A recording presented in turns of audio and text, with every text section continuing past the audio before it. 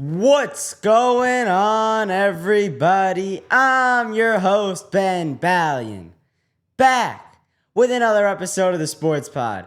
And in today's episode, I'm going to get into the New York Knicks and how much fun they've been to watch recently. Mikal Bridges has been absolutely awesome as of late, and most recently on Christmas Day, dropping a 40-piece. His highest scoring game as a Knick OG, dropped 30+. A couple nights before that, I'll get into all of it on the other side of the intro. Hit it. DiVincenzo at three. Bang! Bang! Got the wall. He jumps. It's gone. He did it. He did it. Pete Alonso with the most memorable home run of his career. All right, getting into the episode, and let me just start with Mikal Bridges because what he's done in the month of December has been awesome. He's filled the role that the Knicks needed when they traded for him. He's averaging 15 points a game, a little bit over that, and the defense is there. Everything that the Knicks wanted in Mikal Bridges is what the Knicks are getting. Mikal Bridges has been so good, and we saw what he was capable of on Christmas Day when he popped off for 40 points. He was just filling up the basket, three-pointers left and right. He was the closer in that fourth quarter. I mean, Jalen came in and with about 2-3 minutes left, he did a little bit. But it was the Mikal Bridges show yesterday. And that's what the Knicks are capable of. Because 2 days before that, against the Raptors, OG Anunoby was the guy scoring 30+. And we've seen Cat can be that guy. Cat's had 30-point games, but then we also know Cap can do it. Jalen Brunson popped off for 39 against the Pelicans last week. There's so much scoring on the Knicks team. There's so much defense. And then you have a guy like Josh Hart in the starting lineup who he knows his role better than anyone. He said after the game, I'll find the exact quote real quick because this is one I want to find. Josh Hart, after the game, he was talking about Mikal Bridges saying that's his boy. But here's the quote. That possession, talking about the end of the game, that possession is the definition of my job and why I'm here. Josh Hart in that last possession of the game got 2 offensive rebounds, I believe, was diving all over the floor, got the second offensive rebound, knew to dribble it out, and he got the ball to Jalen before Josh got fouled. That is the Knicks lineup. That's what the Knicks are going to do. Campaign is going. He's shooting. He's bouncing around his little bunnies. And Deuce McBride is such a sweet shooter. His jumper is so nice. It is so smooth. His form is so crispy. He's such a joy to watch. He can play defense also. Precious is back. Precious had a big game as well on Christmas against the Spurs. Let me go to the box score of that game. And the biggest thing was, though, the Knicks, they didn't keep Wemby off the book. He filled it up, the 42 points for him. But when it mattered, they stopped him. And Josh made a big-time defensive play with maybe 45, 50 seconds to go, going up and blocking an alley-oop attempt meant for Wemby. But Precious, 5 points, 10 boards, 1 steal, and 1 block. Perfect from Precious. That is all I need in 20 minutes. Cat gets into foul trouble, we have Precious to come off the bench. Deuce McBride playing 30 minutes off the bench. The Knicks had 6 guys play 30, and then Precious played 20. He was the next high. Cameron Payne only played 5 minutes in this one, but a couple nights earlier against the Raptors, Cam Payne had a stretch where he scored 14 points, and that is what Cam Payne is capable of. He's capable of having these flurries where, if you go to the box score in that one, Knicks beat the Raptors in this one by 14 points. OG and Cat were tied for a team high with 31. But Cam Payne off the bench in 15 minutes, 19 points and a steal. 19 points and 1 steal. Beautiful. Cam Payne, give me that every game. That is perfect. Actually, I don't need it every game from you. I just need it once in a while. or you could shoot a little bit. You start jumping around, running up and down the court, bringing the energy, being the X factor, being the guy that other teams hate but your team loves. He's the Jesse Winker of this team for all my Mets fans. And for my Yankee fans, you guys don't really have that guy. You guys, they don't have it. I think I'm gonna do an MLB episode coming out. That's my next episode that I'm gonna do.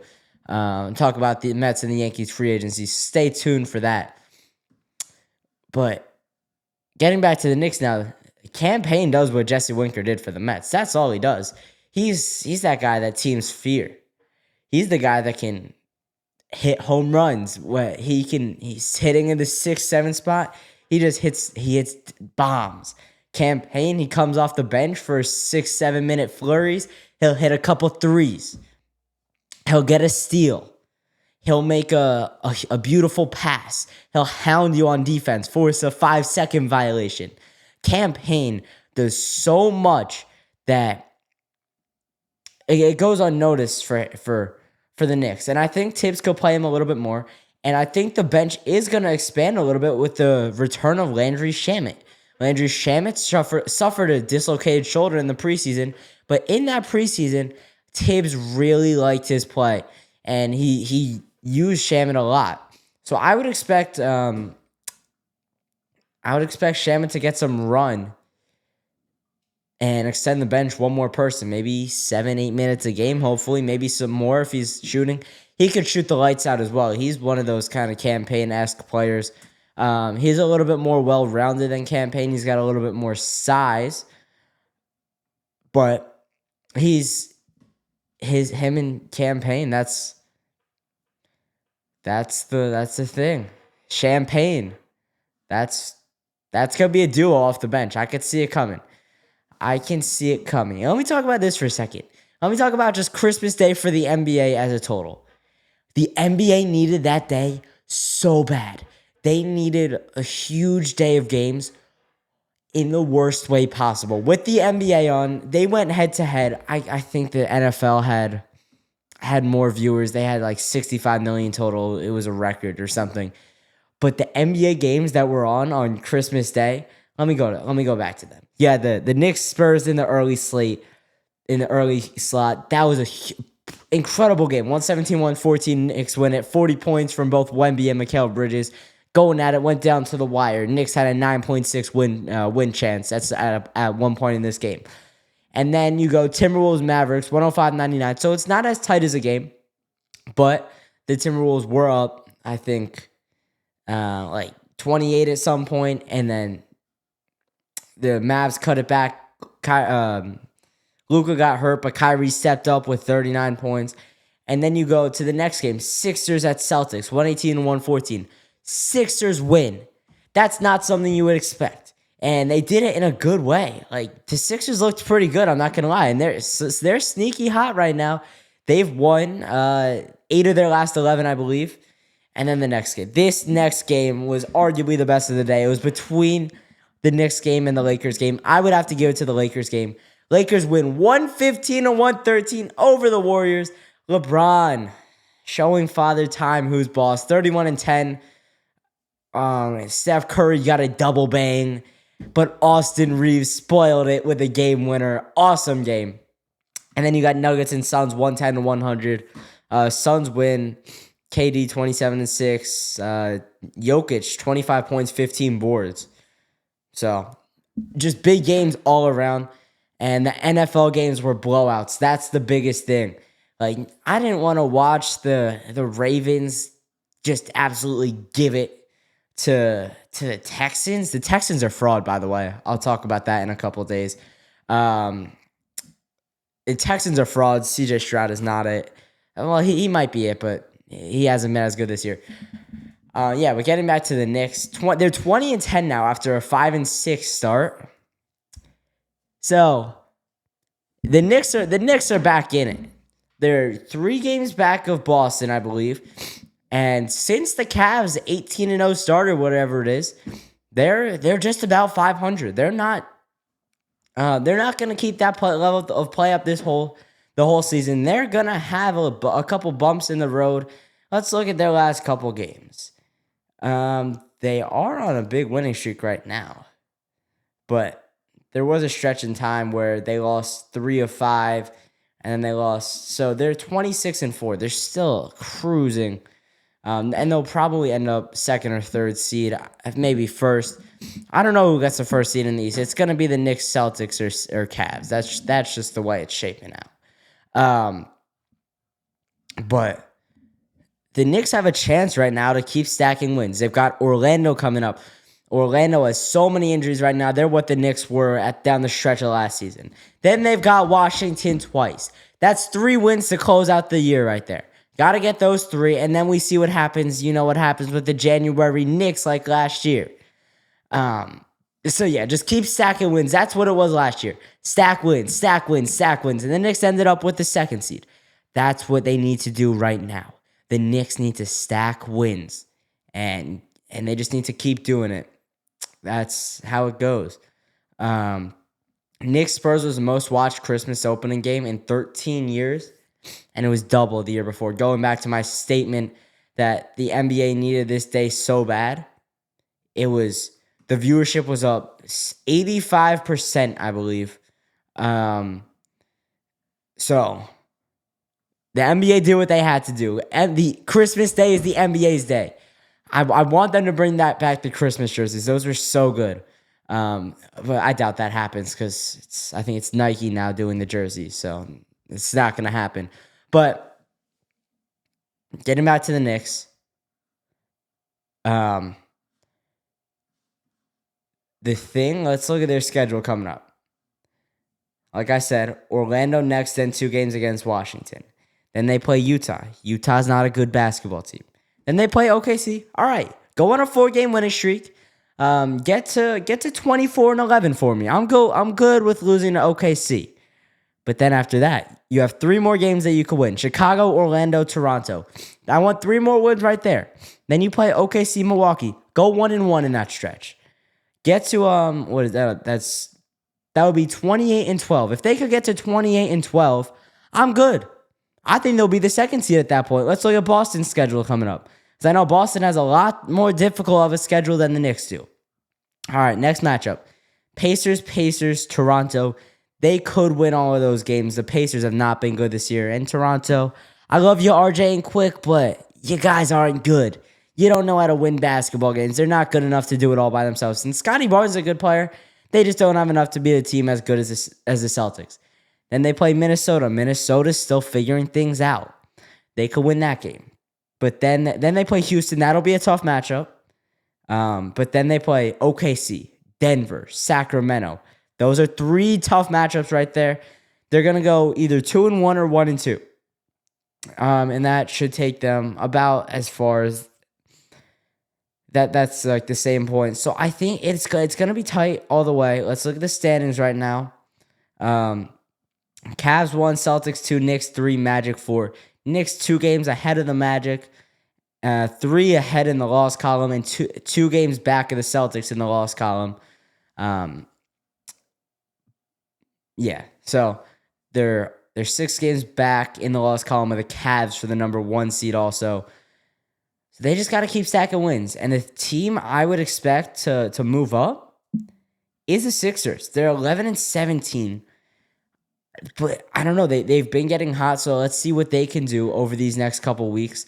I hate the Sixers, and I hate that they're doing well right now, but that's what they're expected to. And they've got a real easy schedule coming up here. Utah, Portland, Sacramento, Golden State, Brooklyn. That's a 5-game stretch. Those are all winnable games for the Sixers. And then they play Phoenix. That's a tough one. But then they get 3 more cookies. Washington, New Orleans, Orlando. Then they play OKC. Then they play New York. Then they play Indiana. Then they play Milwaukee. Then they play Denver. Then they play Cleveland. That is a stretch right there. That's a gauntlet. That's 1, 2, 3, 4, 5, 6 games that could really be difficult. And we'll see what Orlando is at that point. I don't think they're going to get their key players back by that point. But we'll see. Because that's going to be interesting. I think the Sixers can move up. They're they're what? They're like 12th in the conference, right? Yeah, they're 11th in the conference, but they're only 3 games back of the 7th seed, top seed in the play-in, and 4 back of the 6th seed. And I don't think I don't know how the Heat are winning basketball games. I know they said they're not going to trade Jimmy Butler, but I'm interested to see what Jimmy Butler's going to do. And this is all, it's still early in the year. Like I said, I don't like to look at the schedule or the standings. I know I do it all the time, but I don't really like to believe everything until we get to like New Year's, Christmas. So we're right in that stretch where we could start looking at it. And I don't know. I'm not very surprised by anything I see. I mean, the Pistons being in the play-in is a little bit surprising, but I doubt they actually make it. The Sixers are only a game back, and the Nets are a game and a half back. I do like what the Brooklyn Nets are doing. I like their culture right now. Let's see what else. Yeah, I don't think the Heat are going to stay there, and I think the Bucks have a chance to move up to 4th. So as of right now, here's what I think the final standings are going to be. Celtics, Knicks, Cavs, Magic. No, Celtics, Knicks, Cavs, Bucks, Magic, Heat, Hawks. That's the top 7. And then you have those teams are going to be a jumble. It's going to be Pacers, Bulls, Pistons, Sixers, Nets, all going to be fighting it out. Those 5 teams on the last weekend of the season for who gets the final 3 play-in spots. But right now for the Knicks, I like what I'm seeing. I think they're going to keep going. Just got to keep stacking wins. Mikal Bridges has found his groove in New York, I think at least. On the bright side of New York at least. Not that phony Brooklyn team. But Knicks are cooking. I would like to see Jalen get it going with the scoring a little bit. He's in a bit of a shooting slump. That's all right. Everybody in the lineup knows their roles. Jalen's averaging like 7-8 assists a game. It's okay. But as of right now, what I think the needs are for the team, definitely a big, and then maybe another shooter. I think that's really it, though. Like they don't have many holes. Definitely a backup center who can score a little bit, and maybe a backup forward who could shoot it. Like so maybe a 3/4 guard who's got a little bit more size. And then a 5 for the bench. That's all. Because the bench is very guard heavy. It's Deuce, Campaign, and Precious right now. Those are the 3 guys that are playing. Landry Shamet will get some run eventually. Just depends on how long it's going to take for him to revamp. All right, that's going to do it for this episode. If you enjoyed, please consider liking and subscribing or following based on your platform. Also, if you want to have your voice played on the Sports Pod, you can leave me a voicemail at the number 848-305-8073 with your sports takes and questions for me. All right, one last thing. Make sure to go check out all my socials linked in the description below. And most importantly, keep it locked with the Sports Pod.